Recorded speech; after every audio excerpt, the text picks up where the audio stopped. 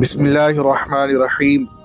حضرت عثمان غنی رضی اللہ تعالی عنہ آپ اسلام کے تیسرے خلیفہ، رسول اللہ صلی اللہ علیہ وسلم کے داماد، جامع القرآن، عشرہ مبشرہ صحابی، اپنے اہل و عیال کے ساتھ سب سے پہلے اللہ کی راہ میں حبشہ کی طرف ہجرت کرنے والے، پیکر حیا، سخاوت میں اپنی مثال آپ تھے۔ آپ کو ذو النورین کہا جاتا تھا کیونکہ رسول اللہ صلی اللہ علیہ وسلم کی دو صاحبزادیاں پہلے حضرت رقیہ اور ان کی وفات کے بعد حضرت ام کلثوم آپ کے نکاح میں آئیں۔ حضرت ام کلثوم کی وفات کے بعد حضور صلی اللہ علیہ وسلم نے فرمایا، اگر میری 40 بیٹیاں بھی ہوتی تو میں انہیں یکے بعد عثمان کے نکاح میں دے دیتا۔ اسلام اور مسلمانوں کی بھلائی کے لیے بے مثال سخاوت کی وجہ سے آپ غنی کہلائے۔ حضرت عمر نے اپنی شہادت سے پہلے خلافت کے لیے 6 نام دیے، ان میں سے مشورے سے حضرت عثمان کو خلیفہ بنایا گیا۔ آپ کی خلافت کا دور تقریباً 12 سال 644-656 تھا۔ اس دور میں بھی اسلامی فتوحات جاری رہیں، مسلمانوں کی بحری فوج بنائی گئی، مسجد حرام اور مسجد نبوی کی توسیع کا کام ہوا۔ آپ صلی اللہ علیہ وسلم نے حضرت عثمان کے بارے میں فرمایا کہ میں اس آدمی کا حیا نہ کروں جس سے فرشتے بھی حیا کرتے ہیں۔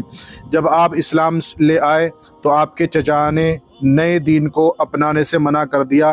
جب آپ نے انکار کیا تو ڈرایا دھمکایا، پھر چٹائی میں لپیٹ کر مارا پیٹا، دھوئیں کی دھونی دی، لیکن آپ کسی بھی صورت اسلام کو چھوڑنے پر راضی نہ ہوئے۔ پھر رسی سے باندھ دیا، پھر مارنا شروع کیا، لہو لہان کر دیا، لیکن آپ نے کہا چاہے میرے ٹکڑے ٹکڑے کر دو، میں بتوں کی عبادت ہرگز نہیں کروں گا۔ چچا نے جب یہ دیکھا تو ہار مان کر چھوڑ دیا۔ ایک دفعہ حضرت عثمان ملک شام سے تجارتی قافلہ لے کر مدینہ پہنچے۔ اس وقت مدینہ میں سخت قحط پڑا ہوا تھا۔ جب مدینہ کے تاجروں کو پتہ چلا تو وہ دوڑے دوڑے حضرت عثمان کے دروازے پر آئے تاکہ وہ آپ سے سامان خرید کر منہ مانگے داموں بیچ سکیں۔ دروازے پر دستک دی، حضرت عثمان مسکراتے ہوئے آئے، دروازہ کھولا۔ تاجروں نے کہا آپ کا تجارتی قافلہ آیا ہے، اس میں کھانے پینے کا سامان بھی ہے، ہم خریدنا چاہتے ہیں۔ حضرت عثمان نے کہا ٹھیک ہے، اندر آ جاؤ۔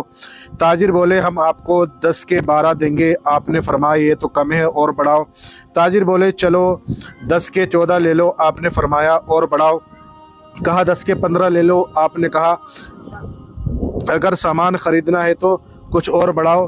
تاجر بولے شاید مدینے میں کوئی اور تاجر ہو جو ہم سے بھی آپ کو زیادہ منافع دے۔ اس پر آپ مسکرائے اور کہا ایک ذات ہے جو اس سے بھی زیادہ نفع دے رہا ہے، 1 پر 10 یعنی 10 پر 100، پھر کیوں نہ اس کے ہاتھ سب بیچ ڈالوں۔ تاجروں نے حیرت سے پوچھا وہ کون ہے؟ آپ نے فرمایا تم نہیں جانتے، وہ اللہ ہے۔ یہ کہہ کر اپنا سارا مال غریبوں میں تقسیم کر دیا۔ لوگ دعائیں دینے لگے۔ اس رات عبداللہ بن عباس نے ایک خواب دیکھا کہ رسول اللہ صلی اللہ علیہ وسلم ایک گھوڑے پر سوار تھے، جسم مبارک پر نور کا لباس تھا۔ آپ صلی اللہ علیہ وسلم جلدی میں معلوم ہو رہے تھے۔ ابن عباس نے عرض کیا یا رسول اللہ صلی اللہ علیہ وسلم، میں آپ کی زیارت اور آپ کی زبان مبارک سے کچھ سننا چاہتا تھا، لیکن آپ جلدی میں ہیں، شاید کہیں پہنچنا ہے۔ آپ صلی اللہ علیہ وسلم نے فرمایا ہاں اے ابن عباس، آج عثمان نے جو صدقہ دیا ہے اللہ نے اس کو قبول فرما لیا اور جنت میں ایک حور سے شادی کر دی۔ ہم آج اس دعوت میں جا رہے ہیں۔ عثمان بدر کی لڑائی میں شریک نہ ہو سکے۔ ان کے نکاح میں رسول اللہ صلی اللہ علیہ وسلم کی ایک صاحبزادی تھی اور وہ بیمار تھی۔ ان سے نبی کریم صلی اللہ علیہ وسلم نے فرمایا تمہیں بھی اتنا ہی ثواب ملے گا جتنا بدر میں شریک ہونے والے کسی شخص کو، اور اتنا ہی حصہ بھی ملے گا۔ حضرت ابو موسیٰ اشعری سے روایت ہے، کہا کہ ایک دن رسول اللہ صلی اللہ علیہ وسلم مدینہ منورہ میں باغوں میں سے ایک باغ میں ٹیک لگائے بیٹھے ہوئے تھے۔ آپ کے پاس جو لکڑی تھی اس کی نوک کو پانی اور مٹی کے درمیان مار رہے تھے۔ ایک شخص نے باغ کا دروازہ کھولنے کی درخواست کی۔ آپ نے فرمایا دروازہ کھول دو اور اس آنے والوں کو جنت کی خوشخبری سنا دو۔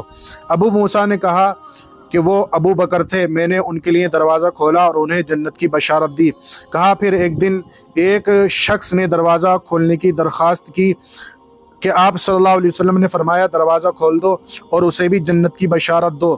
میں گیا تو وہ حضرت عمر تھے، میں نے ان کے لیے دروازہ کھولا اور انہیں جنت کی بشارت دی۔ اس کے بعد ایک اور شخص نے دروازہ کھولنے کی درخواست کی تو آپ سیدھے ہو کر بیٹھ گئے، فرمایا دروازہ کھولو اور فتنے پر جو برپا ہوگا انہیں جنت کی بشارت دو، یعنی ایک آزمائش کے ساتھ دو ان پر آئیں گی، جنت کی بشارت دو۔ کہا میں گیا، وہ عثمان بن عفان تھے۔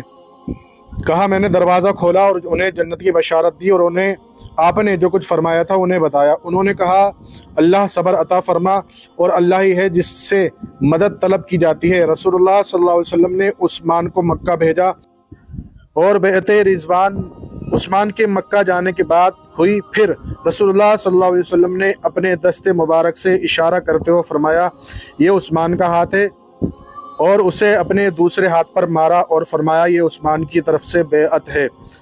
حضرت ثمامہ بن حسن کشیری سے منقول ہے کہ اس وقت حضرت عثمان کے گھر کے پاس موجود تھا جب حضرت عثمان نے دیوار کے اوپر سے محاصرہ کرنے والے باغیوں کو جھانکا اور فرمانے لگے میں تم سے اللہ کی قسم اور اسلام کا واسطہ دے کر پوچھتا ہوں، کیا تم جانتے ہو کہ رسول اللہ صلی اللہ علیہ وسلم مدینہ منورہ میں تشریف لائے تو بئر روما کے سوا وہاں میٹھا پانی نہیں تھا؟ آپ نے فرمایا کوئی شخص بئر روما خرید کر اپنا ڈول بھی دوسرے مسلمان کی ڈولوں کے برابر قرار دے گا تو اسے اللہ تعالیٰ جنت میں اس سے بہتر عطا فرمائے گا۔ میں نے اپنے خالص مال سے وہ کنواں خریدا اور میں نے اپنے ڈول کو تمام مسلمان کے ڈولوں کے برابر سمجھا، جبکہ آج تم نے مجھے اس کے پانی پینے سے روک رکھا ہے، حتیٰ کہ میں سمندری پانی جیسا نمکین پانی پیتا ہوں۔ حاضرین نے کہا اللہ کی قسم یہ بات صحیح ہے۔ حضرت عثمان نے فرمایا میں تم سے اللہ کی قسم اور اسلام کا واسطہ دے کر پوچھتا ہوں، کیا تم جانتے ہو میں غزوہ بطول کا تنگی والا لشکر اپنے مال سے تیار کیا تھا؟ انہوں نے کہا ہاں۔ پھر فرمایا میں تم سے اللہ کی قسم اور اسلام کا واسطہ دے کر پوچھتا ہوں، کیا تم جانتے ہو کہ مسجد نبوی نمازیوں کے لیے تنگ ہو گئی تھی؟ تو رسول اللہ صلی اللہ علیہ وسلم نے فرمایا جو شخص فلاں خاندان کا احاطہ خرید کر مسجد میں اضافہ کرے گا تو اللہ تعالیٰ اسے جنت میں اس سے بہتر دے گا۔ میں نے اپنے خالص مال سے وہ احاطہ خریدا اور مسجد میں اضافہ کر دیا۔ آج تم نے مجھے اس مسجد میں 2 رکعت پڑھنے سے روک رکھا ہے۔ حاضرین نے کہا اللہ کی قسم آپ صحیح کہہ رہے ہیں۔ آپ نے فرمایا میں تم سے اللہ کی قسم اور اسلام کا واسطہ دے کر پوچھتا ہوں، کیا تم جانتے ہو کہ رسول اللہ صلی اللہ علیہ وسلم مکہ مکرمہ خیبر پہاڑ پر تھے، آپ کے ساتھ حضرت ابوبکر، عمر اور میں بھی تھا۔ پہاڑ میں حرکت ہوئی تو رسول اللہ صلی اللہ علیہ وسلم نے اس پر اپنا پاؤں مارا اور فرمایا اے خیبر سکون سے رہ، تجھ پر اس وقت ایک نبی، ایک صدیق اور 2 شہید ہیں۔ حاضرین نے فرمایا اللہ کی قسم سچ ہے۔ آپ نے نعرہ تکبیر بلند فرمایا اور کہا رب کعبہ کی قسم ان لوگوں نے میرے مخالفین نے میرے حق میں گواہی دی ہے، انہوں نے میرے حق میں گواہی دی ہے کہ میں شہید ہوں گا۔ آپ کو 18 ذی الحجہ کو اس وقت شہید کر دیا گیا جب آپ قرآن مجید کی تلاوت کر رہے تھے، آپ کو جنت البقیع میں دفن کیا گیا۔ تو دوستو آج کی ہماری ویڈیو امید ہے آپ کو پسند آئے گی۔ پسند آئے تو ویڈیو کو لائک کریں، چینل کو ہمارے ضرور سبسکرائب کریں۔ پھر ملیں گے ایک نئی ویڈیو کے ساتھ، تب تک کے لیے اللہ حافظ۔